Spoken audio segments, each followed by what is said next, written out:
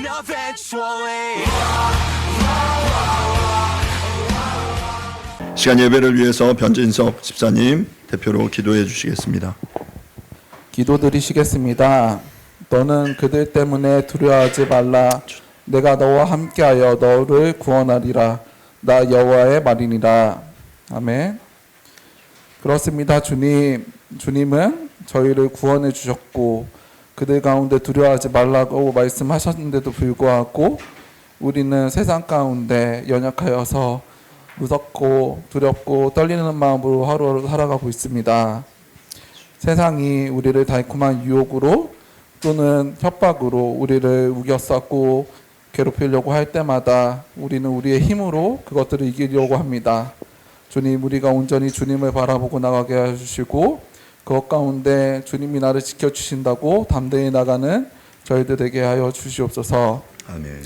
이 시간 주님을 바라보게 하시고 우리의 문제를 주님 앞에 내려놓게 하시고 또한 그러므로 우리가 감사로 하루하루 살아가는 주님의 자녀 되길 원합니다. 예수님의 말씀을 듣고 배우고 사랑하며 우리의 삶 가운데 주님의 사랑이 묻어나는 저희들 되게 하시고 우리 한국교회가 가장 낮은 자에게 한 것이 나에게 한 것이라고 말씀하셨던 주님의 말씀을 기억하고 소외된 사람들, 연약한 사람들을 찾아가 나누며 그들의 위로, 그들의 아픔 가운데 함께하는 교회가 되게 하여 주시옵소서.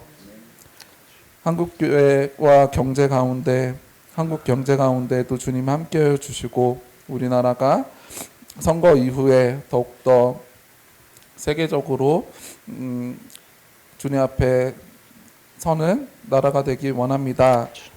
특히 나라를 다스리는 유정자들 가운데 주님 인도하여 주시고 지혜와 명철을 더해 주시기를 원합니다. 아멘. 국민을 그리고 주님을 두려워하는 마음으로 정치하게 하시고 우리나라 한 사람 한 사람이 더욱더 하나가 되는 나라 되게 하여 주시옵소서.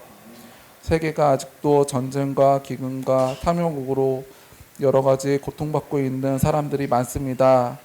우리가 그들을 기억하고 기도하면서 우리의 물질을 흘러가게 하여 주시고 그들을 통하여서 더욱더 하나님 나라가 확정되기를 원합니다.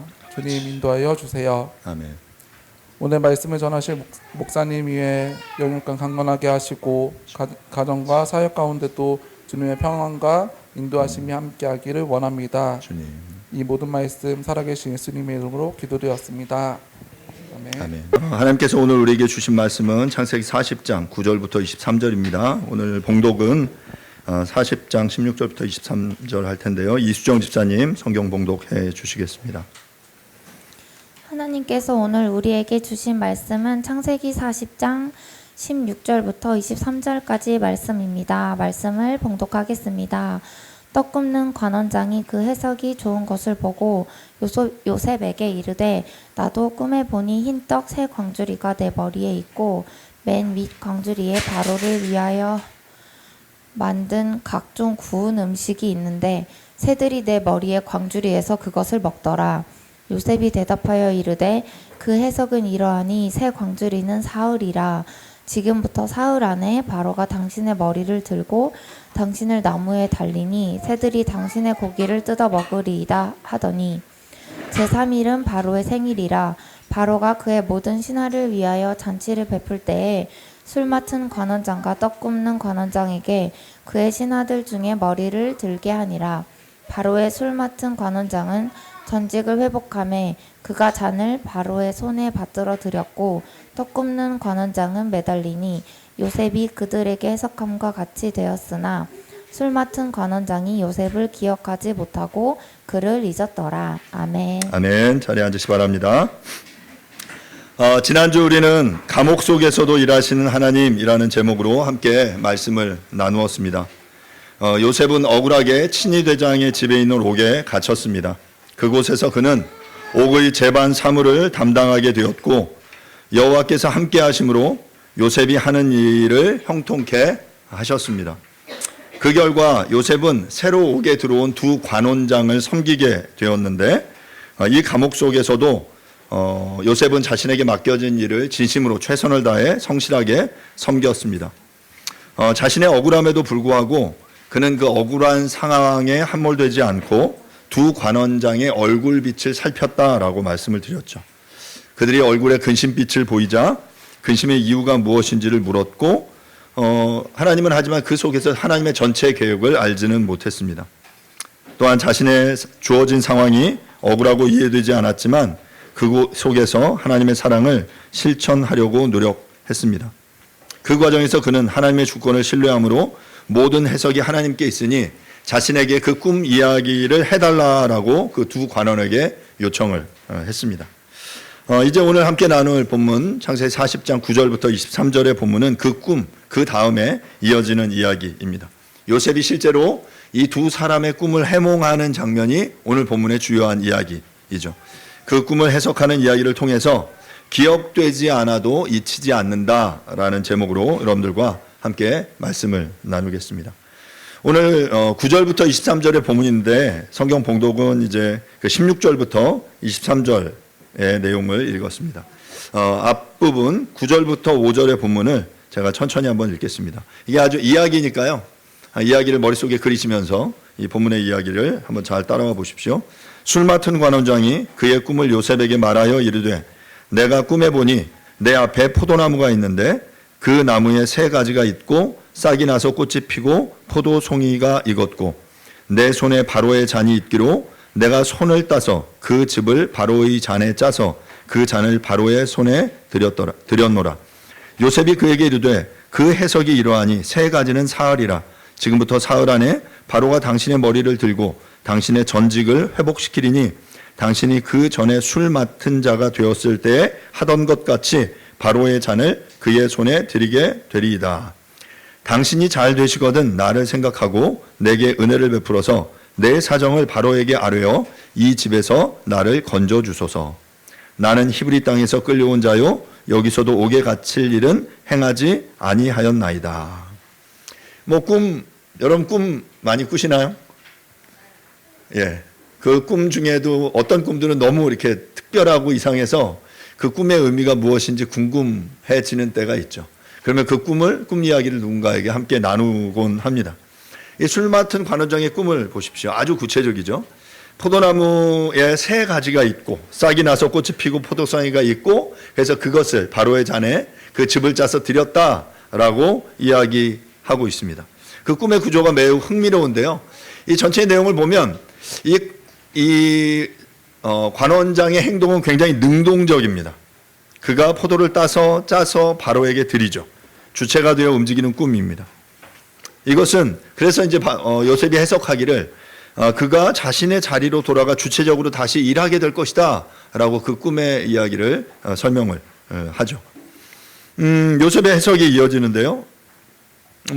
그 꿈의 내용과 아주 이렇게 단순하게 이어지는 해석이었어요. 세 가지는 사흘이다. 사흘 안에 바로가 당신을 복직시킬 거다라고 설명합니다. 매우 구체적이죠. 시간도 결과도 모호하지 않습니다. 자, 그러면 여기서 이제 중요한 질문이 하나 들죠. 그러면 요셉은 어떻게 알았을까? 요셉은 어떻게 이 꿈을 해몽할 수 있었을까라는 겁니다. 요셉의 대표적인 별명 중에 하나가 꿈의 사람이에요. 꿈의 사람 요셉이라고 하는데 그는 점쟁이가 아닙니다. 주술을 쓰는 것도 아니었고요. 이미 40장 8절에서 이렇게 선언했습니다. 해석은 하나님께 있지 아니까. 그러니까 모든 해석은 하나님께 있습니다라는 믿음의 고백을 드렸던 자예요. 요셉은 알고 있었어요. 이 해석이 하나님께로부터 온 것이다. 하나님께서 나에게 그 꿈의 해석을 주실 것이다라는 믿음이 그에게 있었습니다. 다시 말해 하나님이 이 사람의 미래를 미리 알고 계셨고 그것을 요셉을 통해 드러내신 것이다라는 것이죠. 하나님은 미리 알고 계십니다. 모든 것을 알고 계십니다. 이것을 뭐라고 부르냐면 예지라고 부르죠. 예지. 다른 말로 우리가 하나님의 이 비공유적 속성 중에 우리가 잘 알고 있는 것 중에 전지전능이라고 말하죠. 그분은 전지, 한자 모든 것을 아시고 전능, 모든 것을 하실 수 있다라는 거예요. 그분은 모든 것을 아십니다. 그런 의미에서 그분은 그 미래도 우리의 현재도 우리의 과거도 모두 알고 계신다라는 거죠. 우리는 지금 현재를 살아갑니다. 그래서 이 현재를 해석하기 위해서 또한 미래를 예언하기 위해서 우리는 과거로부터 배워야 된다라고 예측하라는 그 역사학자가 이야기했죠. 과거는 현재를 이해할 수 있도록 도와주고 또 미래를 예견할 수 있게 도와줘요. 우리가 왜 이렇게 미래를 예측하려고 할까요? 왜? 미래를 모르니까. 어떻게 될지 모르니까. 여러분 미래를 안다면 여러분 뭐 하시겠습니까? 당장 내일 아침에 주식 투자 어디가 상한가일지 딱 하겠죠. 우리 뭐 가끔 이제 그런 영화들 드라마들 많이 나오잖아요. 뭐 이후의 미래를 알 때 그 로또 번호 다 해서 하든지 아니면 어떤 투자를 하든지 그럴 수 있습니다. 하지만 우리는 몰라요. 전혀 알지 못합니다. 자, 그런데 하나님께서는 바로 그 태초에 계셨고 천지를 창조하셨을 뿐만 아니라 그분은 역사의 끝을 알고 계시는 분이에요. 술 맡은 관원장의 복직도 하나님께는 이미 알려진 사실이었습니다. 그리고 하나님께서 그 미래를 꿈을 통해 술관원에게 보여주셨고 요셉은 단지 그 하나님의 지식을 전달하는 통로 역할을 한 것뿐이죠. 구약에 이런 사람들이 있어요. 이렇게 하나님의 그 뜻을 대신 전달해 주는 사람을 구약에 누구라고 부르냐면 선지자라고 부릅니다. 선지자, 미리 아는 사람들. 누구를 통해? 하나님을 통해. 하나님의 말씀을 통해. 그 하나님의 말씀을 옳게 분별하여 대언하는 것이 바로 미래를 아는 것, 미래를 보여주는 일이었다라는 거죠. 이것이 우리에게 말하는 바가 있습니다. 하나님은 우리의 미래도 우리의 내일도 알고 계십니다. 우리가 알지 못하는 것을 하나님은 알고 계십니다. 우리가 보지 못하는 미래를 하나님은 미리 보고 계십니다. 그리고 그 미래를 위해 하나님께서는 지금도 일하고 계십니다. 사랑하는 여러분, 지금 내 미래가 보이지 않습니까? 어떻게 될지 알 수 없는 상황 가운데 있습니까? 그러나 하나님은 이미 알고 계십니다. 술 맡은 관원장의 복직을 알고 계셨던 하나님이 우리의 미래도 이미 알고 계십니다. 우리가 할 일은 그 하나님을 신뢰하며 지금 이 자리에서 신실하게 살아가는 것입니다.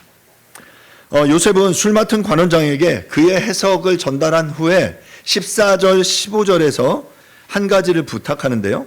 14절 15절을 제가 다시 읽겠습니다. 당신이 잘 되시거든 나를 생각하고 내게 은혜를 베풀어서 내 사정을 바로에게 하려 이 집에서 나를 건져주소서. 나는 히브리 땅에서 끌려온 자요 여기서도 옥에 갇힐 일은 행하지 아니하였나이다. 여러분 이 부탁이, 이 고백이 얼마나 인간적입니까? 요셉도 감옥에서 나오고 싶었어요. 억울하게 잡혔습니다.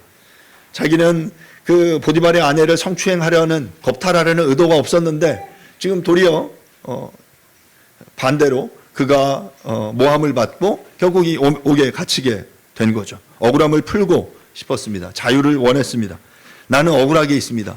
15절에 나는 내가 이 옥에 갇힐 일은 한 적이 없습니다 라고 말하면서 자, 당신이 잘 되시거든 어떻게 해달라고? 나를 생각해 주십시오. 나를 기억해 주십시오. 그래서 나에게 은혜를 베풀어서 나의 사정을 바로에게 전달해서 내가 이 옥에서 나올 수 있도록 그 선처를 좀 받을 수 있도록 도와주십시오 라고 부탁을 했어요. 여러분 이 요셉의 부탁이 잘못입니까?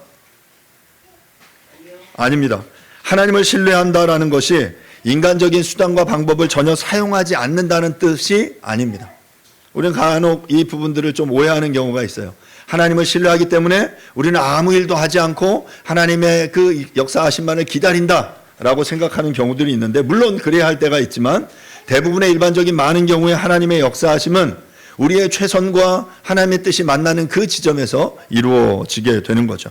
요셉은 하나님을 신뢰하면서 동시에 자신에게 주어진 기회를 사용했습니다. 담대하게 진실을 말했고 그가 거짓말을 하지 않았어요. 그가 잘못을 저질렀는데 나는 잘못한 일이 없어요 라고 거짓말한 적이 없습니다. 진실을 말했고 또한 솔직하게 자신의 필요, 내가 지금 무엇을 간절하게 원하는지를 솔직하게 이야기했어요. 그런데 여기서 문제는 뭐냐면 요셉의 때와 하나님의 때가 다르다라는 것이 있습니다. 요셉은 당장 지금 이 감옥에서 나가기를 원했지만 하나님께서는 지금이 그 하나님의 때, 하나님의 카이로스가 아니었어요. 뭐 이후에 보겠지만 앞으로 2년 후에 이제 하나님의 때는 이루어지게 되죠. 사람의 기억은 한계가 있습니다. 하나님의 시간표는 사람의 기억이 아닌 다른 방식으로 움직였습니다. 이제 두 번째 다음 꿈을 보도록 하겠습니다. 16절부터 19절입니다. 떡 굽는 관원장이 그 해석이 좋은 것을 보고 요셉에게 이르되 나도 꿈을 보니 흰 떡 세 광주리가 내 머리에 있고 맨 윗 광주리에 바로를 위하여 만든 각종 구운 음식이 있는데 새들이 내 머리의 광주리에서 그것을 먹더라. 요셉이 대답하여 이르되 그 해석은 이러하니 새 광주리는 사흘이라. 지금부터 사흘 안에 바로가 당신의 머리를 들고 당신을 나무에 달리니 새들이 당신의 고기를 뜯어 먹으리이다 하더니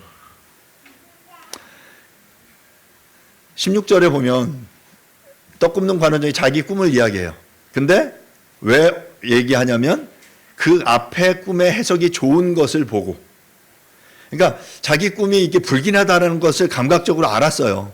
그래서 이제 이렇게 얘기하지 않고 있는데 앞에 꿈 이야기를 하는데 그 꿈이 굉장히 길하게 아주 좋게 해석이 되는 걸 보고 혹시 내 꿈도 그렇게 좋게 해석되지 않을까라는 그런 소망이 생겼고, 그래서 지금 요셉에게 자기의 꿈을 이야기하는 거죠.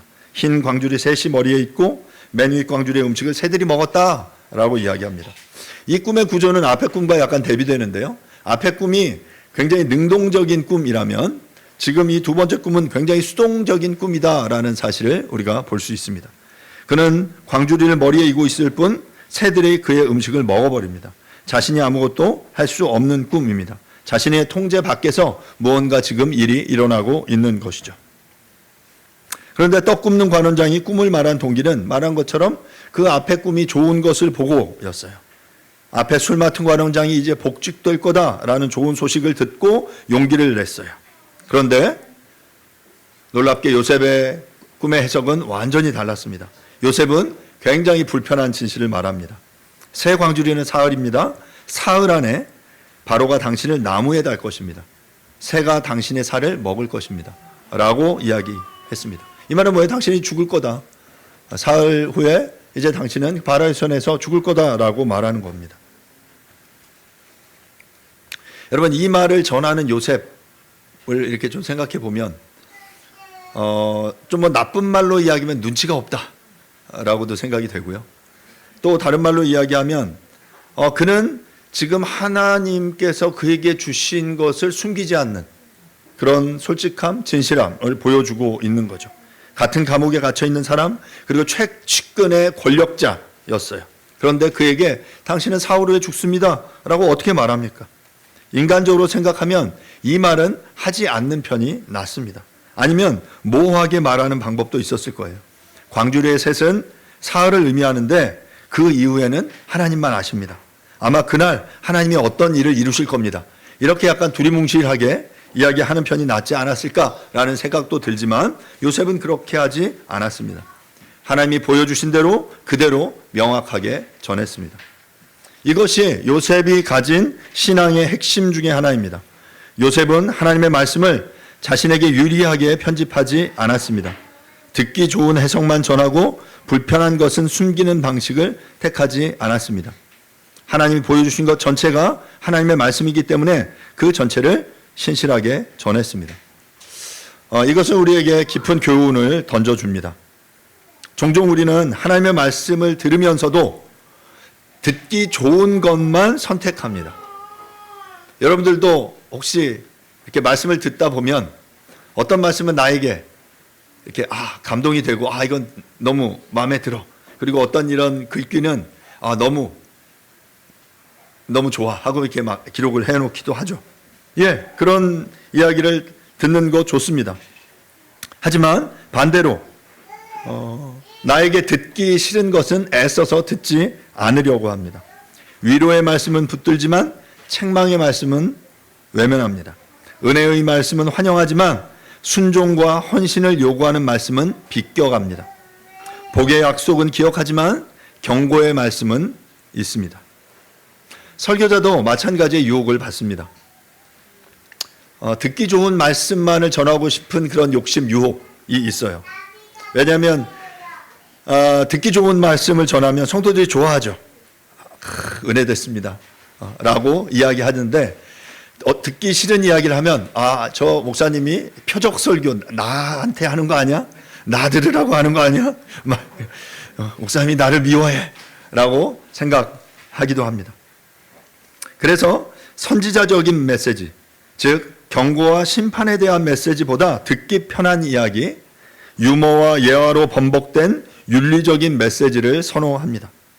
그래서 가끔 이렇게 설교를 잘한다 하는 그런 목사님들의 메시지를 가끔 듣다 보면 그 안에는 그 정말 하나님의 말씀이 선포된다기보다는 그냥 말쟁이의 그 재밌는 말인 경우가 있어요. 안타까운 현실이죠. 불편한 진실을 말하면 서로의 관계가 불편해질 수 있어요. 그래서 어느새 그 목회자들이 이런 유혹을 느끼죠. 자체적으로 말씀을 필터링하는 거예요. 걸러내는 거죠. 이 이야기를 전하면 누구 집사, 누가 어떤 형제, 어떤 자매가 불편히 여길 거야. 그러면 이 말씀은 빼야지. 이거 이야기하면 이거 좋아하겠네 하면서 어떤 말들은 또 선택적으로 선택해내죠. 자체 필터링을 하기 시작합니다. 하지만 우리가 성경을 통해 보면 예수님의 사역이나 아니면 바울의 사역이나 아니면 여러 사도들과 선지자들의 사역들 속에 정말 하나님이 사용한 사람들의 메시지를 보면 그렇지 않았어요. 그들은 하나님의 말씀을 온전히 전했습니다. 복음을 온전히 전해요. 자, 그러면 항상 제가 거듭 강조하지만 하나님의 말씀이 바르게 온전히 선포되면 이렇게 사람들이 이렇게 쫙 나뉘게 된다라고 말씀드렸죠. 그 말씀을 듣고 어떤 이들은 조롱하며 거부하며 그 말씀을 전한 사를 핍박하고 죽이려고 돌을 들고 달려들기도 합니다. 반대로 어떤 사람들은 그 말씀을 듣고 그러면 어찌할꼬? 내가 그러면 어떻게 하면 좋겠습니까? 나에게 그 말씀을 더 들려주십시오. 나로 그 더 알게 해주십시오라고 그 말씀을 들으려고 나오는 그런 이들이 있죠. 하나님의 말씀은 그렇게 전해야 돼요. 지금 요셉은 이 불편한 이야기야 하더라도 이것이 자신에게 주신 하나님의 해석, 하나님의 진실이었기 때문에 그것들을 가감없이 전달했습니다. 감옥 안에서 권력자 앞에서 아무 보호막도 없는 자리에서 그는 하나님이 보여주신 것을 그대로 말했습니다. 왜 그럴 수 있습니까? 바로 모든 해석이 하나님께 있다라는 사실을 그는 믿었기 때문입니다. 자신이 만들어낸 해석이라면 편집할 수 있습니다. 그러나 하나님의 주신 말씀은 편집할 수 없습니다. 자신은 단지 전달자라는 사실을 알았기 때문에 그는 담대하게 이 이야기를 할 수 있었던 것입니다. 사랑하는 여러분, 우리는 하나님의 말씀 앞에서 얼마나 정직합니까? 내게 유리한 말씀만 붙들고 있지는 않습니까? 요셉이 불편한 진실도 담대하게 말할 수 있었던 것은 말씀의 주인이 하나님이시라는 것을 알았기 때문입니다. 우리도 그 말씀의 주인이 하나님이심을 믿고 우리에게 주시는 그 말씀, 때로는 우리에게 회초리 같은 말씀이라면 그 회초리로 달게 받는 거죠. 때로는 우리에게 이것이 꿀과 같이 달고 오묘한 그 말씀이라면 그 말씀을 또 달게 받아들여야 하는 것입니다. 자, 이제 20절부터 22절 말씀을 읽겠습니다. 제3일은 바로의 생일이라. 바로가 그의 모든 신하를 위하여 잔치를 베풀 때 술 맡은 관원장과 떡 굽는 관원장에게 그의 신하들 중에 머리를 들게 하니라. 바로의 술 맡은 관원장은 전직을 회복하며 그가 잔을 바로의 손에 받들어 드렸고 떡 굽는 관원장은 매달리니 요셉이 그들에게 해석함과 같이 되었으나. 본문은 제3일에 이라는 말로 시작됩니다. 셋째 날에라는 의미죠. 이 표현은 성경에서 반복될 때마다, 이 표현이 사용될 때마다 우리는 좀 주목할 필요가 있는데요. 성경에 보면 셋째 날은 매우 어떤 전환이 일어나는 결정적인 날이기도 합니다. 창세기 1장에서 셋째 날에 땅과 바다를 나누시고 식물을 창조하셨습니다. 아브라함이 이삭을 드리러 가는 여정에서 셋째 날에 모리아산에 이르게 됩니다. 그리고 신약에서 예수님은 셋째 날에 부활하셨죠. 제3일은 단순한 날짜가 아닙니다. 절대적으로 일반화할 수는 없지만 하나님이 말씀하신 것이 이루어지는 날이에요. 본문에서 이 꿈에는 제3일, 셋째, 그 셋이라는 의미가 계속 반복되면서 바로 이 제3일에 하나님이 약속하신 그 꿈의 이야기가 성취되는 것을 우리에게 보여주고 있죠. 요셉의 해석과 실제 일어난 일을 비교해 보면 요셉이 19절에서 술 맡은 관원장에게 사흘 안에 바로가 당신을 복직시키리니 당신이 전에 술 맡은 자가 되었을 때 하던 대로 바로의 잔을 그의 손에 드리게 되리이다 라는 표현이 21절에 그렇게 동일하게 이루어지죠. 바로가 술 맡은 관원장은 복직시키게 술잔을 바로의 손에 드리게 하였고라고 말합니다. 해석한 대로. 떡 굽는 관원장도 마찬가지였습니다. 19절에서 사흘 안에 바로가 당신을 나무에 달리니 새가 당신의 살을 뜯어 먹으리이다. 이 예언한 해석한 내용이 22절에서 떡 굽는 관원장은 매달았으니라고 정확하게 이루어집니다. 본문은 이 일치를 명시적으로 선언하고 22절에서 이렇게 말해요. 요셉이 그들에게 해석함과 같이 되었더라. 하지만 이 문장을 좀 더 명확하게 설명하면 요셉의 예언, 요셉의 해석이 맞았다. 요셉이 그들에게 해석함과 같이 되었다라기보다는 그 해석의 주체가 하나님이시죠. 요셉이 해석함과 같이 되었더라가 아니라 하나님이 말씀하신 대로, 하나님이 해석하신 대로 이루어졌더라라고 그 의미를 우리는 해석할 수 있습니다. 그런데 우리가 본문을 보면서 제3일은 바로의 생일이라라는 이 배경이 매우 흥미로운데요. 바로의 생일은 이집트에서 대규모의 잔치와 사면이 베풀어지는 날입니다. 고대 근동에는 뭐 이런 일들이 수시로 있었다고 합니다. 왕의 생일에 이렇게 전체가 함께 기뻐할 만한 그 잔칫날에 죄수들을 석방하거나 복직시키는 그러한 일들이 관례였죠. 우리나라에도 예전에 대통령이 취임하면 대규모 사면을 하죠.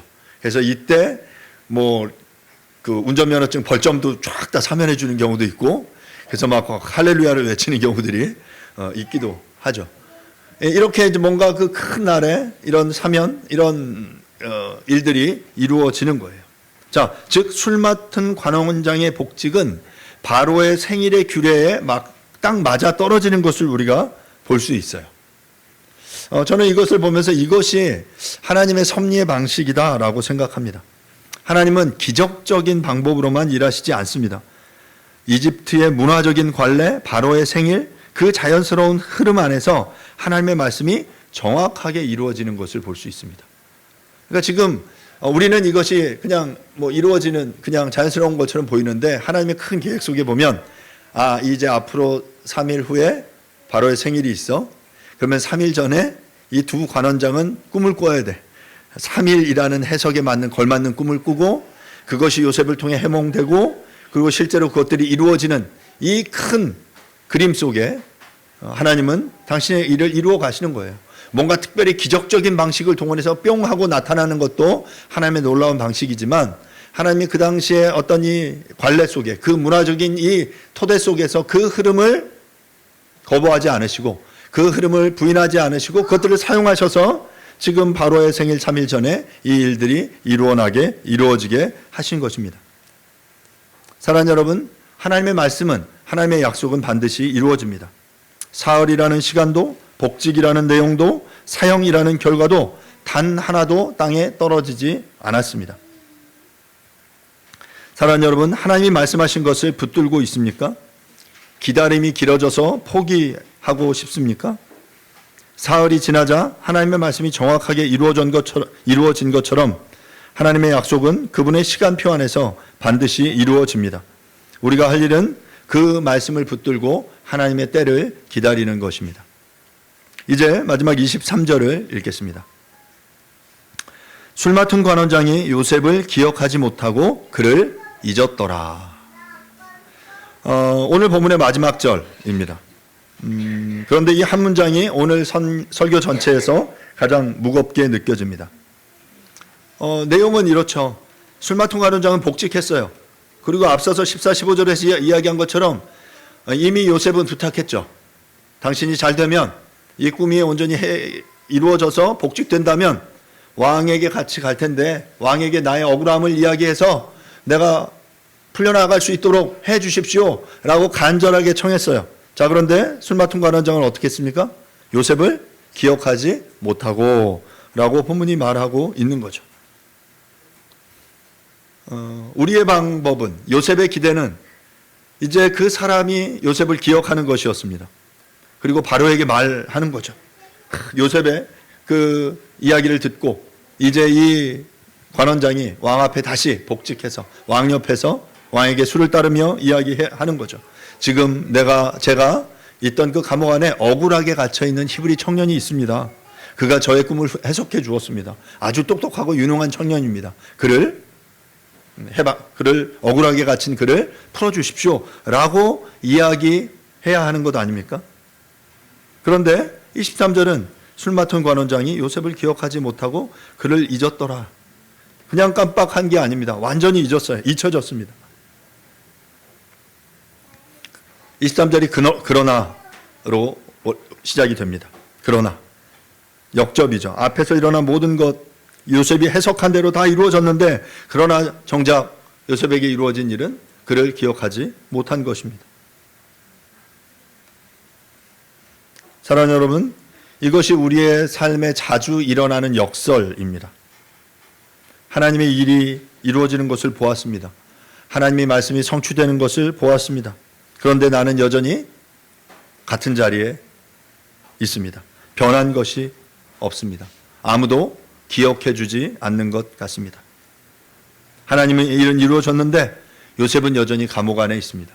하나님은 살아계셔서 역사하시다고 하는데 여전히 나는 여전히 힘들고 어둡고 그 어둠의 터널 속에 있는 것 같습니다. 이것이 우리의 삶에 일어나는 일이죠. 본문에서 기억하다라는 표현을 생각해 볼 필요가 있는데요. 히브리어로 자카르라고 하는 표현은 저희가 앞서 그 창세기 본문을 몇 번 설명하면서 이 자카르라는 단어를 몇 번 설명을 했습니다. 기억하다라는 이 의미는 이처럼 오늘 본문에서 그 요셉에게 사용될 때는 요셉은 기억하지 못하고 로자카르라고 기억하지 못했다라고 말했어요. 이처럼 인간은 기억하지 못할 수 있습니다. 하지만 이 단어가 이 표현이 자카르라는 표현이 하나님에게 사용될 때 하나님을 주어로 사용될 때는 전혀 다른 차원의 의미를 갖는데 우리가 앞서 봤던 대로 창세기 8장 1절을 보면 하나님이 노아와 그와 함께 방주에 있는 모든 들짐승과 가축을 기억하사 하나님이 바람을 땅 위에 불게 하심에 물이 줄어들었고 노아의 홍수 속에 모든 것이 다 이 노아의 홍수로 이렇게 물에 빠져서 다 죽게 가는 그 상황 속에서 바로 그 상황에서 노아의 방주 안에 있는 그들을 하나님이 기억하셨을 때 자카르 하셨을 때 하나님의 구원이 시작됐습니다. 물이 줄어들기 시작했죠. 창세기 30장 22절도 보십시오. 하나님이 라헬을 생각하신지라 하나님이 그의 소원을 들으시고 그의 태를 여셨으므로. 여기서 생각하다라는 이 표현이 자카르, 기억하다라는 의미죠. 라헬을 기억하셨을 때, 라헬을 하나님이 생각하셨을 때 하나님이 그의 태를 여셨다. 라헬은 자녀를 출산하지 못해서 그것이 그에게 있어서 가장 큰 아픔, 그의 기도 제목이었어요. 자, 그런데 그것을 하나님이 기억하셨을 때 하나님께서는 그의 태를 여셨던 것이죠. 사랑하는 여러분, 하나님의 기억하심은 하나님의 행동, 하나님의 액션을 동반합니다. 사람의 기억은 머릿속에서 머무를 수 있고 또한 사람의 머릿속에 잊혀질 수 있습니다. 그러나 하나님이 기억하신다는 것은 하나님이 개입하신다는 것을 의미합니다. 그리고 하나님이 움직이신다는 것, 즉 하나님이 역사하신다라는 것을 의미합니다. 술 맡은 관원장은 잊었지만 하나님은 잊지 않으셨습니다. 그리고 하나님이 기억하시는 그날 창세기 41장에서 이제 모든 것이 움직이기 시작합니다. 이제 저희가 이제 다음 주에 이 41장 내용을 보겠지만 이제 하나님이 그때 기억하셔서 하나님이 일하시기 시작하세요. 2년이 지난 그 시점에 바로가 꿈을 꾸고 술 맡은 관원장이 이제 그때 바로의 꿈의 이야기를 듣고 이제 잊었던 요셉을 생각하는 거죠. 기억나는 거죠. 그래서 그 꿈의 해몽이 그 아주 꿈을 잘 해몽하는 그런 청년이 있습니다 라고 바로에게 이야기하는 거죠. 하나님의 기억하심이 그 역사를 움직이게 됩니다. 이사야서 49장 15절 16절 말씀을 읽겠습니다. 여인이 어찌 그 젖 먹는 자식을 잊겠으며 자기 태에서 난 아들을 궁일이 여기지 않겠느냐. 그들은 혹시 잊을지라도 나는 너를 잊지 아니할 것이라. 내가 너를 내 손바닥에 새겼고 너의 성벽이 항상 내 앞에 있나니. 가장 가까운 사람도 잊을 수 있습니다. 지금 이 이사야의 고백 속에서는 여인이 어찌 그 젖먹는 자식을 잊겠으며 그 태에서 나 아들을 궁일이 여기지 않겠느냐라고 말하지만 하지만 어머니도 자식을 잊는 경우가 있습니다. 그러나 하나님은 말씀하십니다. 내가 너를 잊지 않겠다. 그 이유가 무엇입니까? 16절 내가 너를 내 손바닥에 새겼고 라고 말씀하세요. 손바닥에 각인했습니다. 새기셨어요. 그렇게 새겨진 것은 지워지지 않습니다. 술 맡은 관원장의 기억에서 요셉은 지워졌습니다. 그러나 하나님의 손바닥에 새겨진 요셉의 이름은 지워지지 않았습니다. 감옥에서 2년을 더 기다리는 동안에도 그 이름은 하나님의 손바닥에 그대로 새겨져 있었습니다. 그리고 창세기 41장 1절은 이렇게 시작되는데요. 만 2년 후에 바로가 꿈을 꾸고 이제 2년 후에 이제 바로가 꿈을 꾸므로 이제 새로운 하나님의 일하심이 시작되는 것입니다. 다음 주에 좀 더 생각해 보겠지만 왜 하나님은 2년의 시간을 더 허락하셨을까? 바로 하여 주시면 안 됐을까? 라는 그런 질문을 던지게 됩니다. 하지만 우리는 그 이유를 하나님의 때를 분명히 알 수 없습니다. 그러나 한 가지는 압니다. 그 2년마저도 하나님의 계획 안에 있었습니다. 그 2년을 통해 이제 하나님께서는 하나님의 큰 그림 속에는 그 애굽의 총리로 요셉을 30세에 세우겠다라는 계획이 그 하나님의 그 큰 그림 속에 있었던 것 같아요. 그래서 2년을 더 준비시키시고 하나님께서는 바로로 하여금 꿈을 꾸게 하시죠. 하나님의 시간표 안에서 2년의 침묵도 의미가 있습니다. 사람의 망각마저도 하나님의 섭리 밖에 있지 않습니다. 잊혀진 것처럼 보이는 그 시간이 사실은 하나님이 가장 정밀하게 일하고 계시는 시간이었던 것입니다. 사랑하는 여러분, 지금 잊혀진 것 같은 자리에 있습니까? 최선을 다했는데 아무도 나의 수고와 노력을 기억하지 않는 것 같습니까? 기도했는데 하늘이 닫힌 것 같습니까? 오늘 본문의 마지막 문장은 우리를 절망으로 끝내지 않습니다. 사람이 잊었다는 그 사실이 하나님이 잊지 않으신다라는 그 사실을 더욱 빛나게 합니다. 하나님의 기억하심은 행동을 동반합니다. 하나님이 기억하시는 그 순간 모든 것이 움직이기 시작합니다. 우리가 할 일은 잊혀진 것 같은 그 자리에서 요셉처럼 하나님 앞에서 신실하게 머무는 것, 하나님 앞에서 그 하나님과 동행하며 신실하게 그 삶을 살아가는 것입니다. 말씀을 마무리하겠습니다. 오늘 우리는 창세기 40장 9절부터 23절 말씀을 통해 세 가지를 보았습니다. 하나님은 미래를 알고 계신다. 요셉은 하나님이 보여주시는 것을 두 사람에게 그대로 전했습니다. 듣기 좋은 해석만이 아니라 불편한 진실도 담대하게 말했습니다. 하나님은 이미 미래를 알고 계시고 그 미래를 위해 지금 우리의 자리에서 일하고 계십니다. 두 번째로 하나님은 말씀하신 대로 이루십니다. 제3일에 정확하게 단 한치의 하나의 오차도 없이 이루어졌습니다. 요셉의 해석함 같이 되었습니다.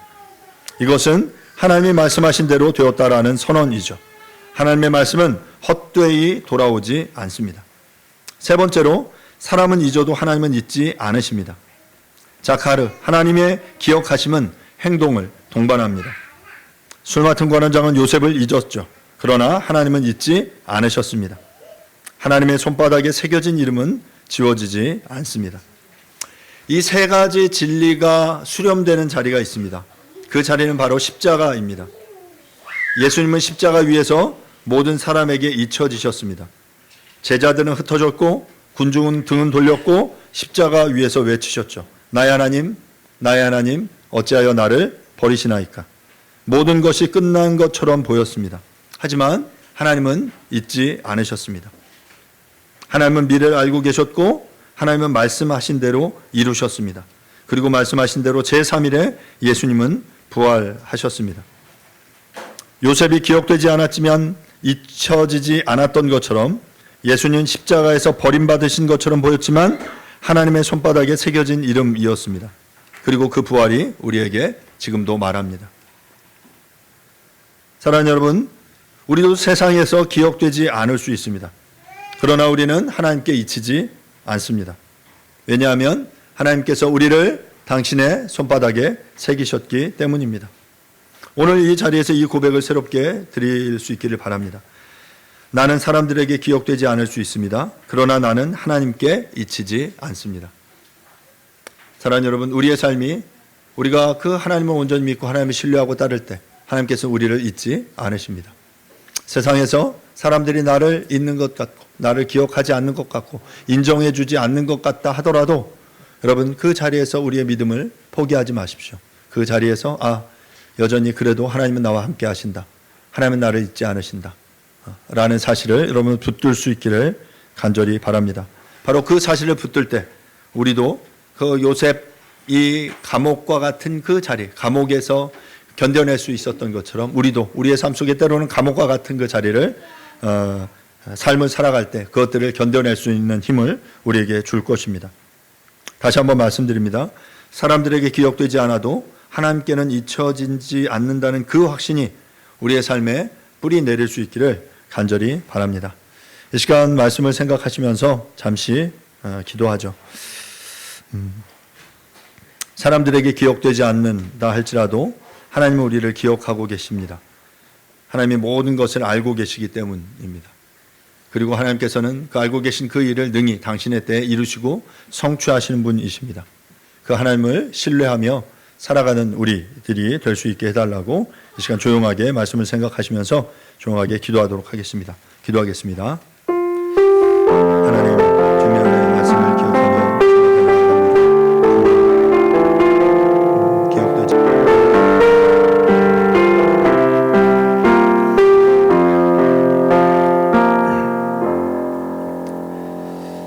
살아계신 주님, 은혜를 감사합니다. 우리의 삶 속에 참 사람들에게 잊혀지고 기억되지 않는 것 같고 인정받지 못하는 것과 같은 그 순간들을 보내게 됩니다. 삶의 어두운 그 터널을 통과하는 것 같은 그때 하나님, 우리가 그 상황에서 여전히 하나님께서 또한 살아계시며 하나님께서 모든 것을 알고 계시고 또한 하나님의 때에 또 하나님께서 우리 가운데 있지 않으시고 우리를 인도하신다라는 사실을 기억할 수 있도록 도와주십시오. 주님, 나는 사람들에게 기억되지 않을 수 있습니다. 그러나 나는 하나님께 잊히지 않습니다. 라는 이 사실을 우리로 붙들 수 있도록 도와주시옵소서. 하나님의 손바닥에 우리가 새겨져 있기 때문에 하나님께서 우리를 기억하시고 당신의 때에 당신의 방식으로 우리의 삶을 이끌어 주실 것을 믿습니다. 이 믿음의 확신이 우리에게 있게 해주시고 이것들을 온전히 붙들고 살아내는 우리의 삶이 되어질 수 있도록 하나님 역사하여 주시옵소서. 모든 것 주님께 의탁드립니다. 감사드리고 예수님의 이름으로 기도합니다. 아멘. Happen eventually.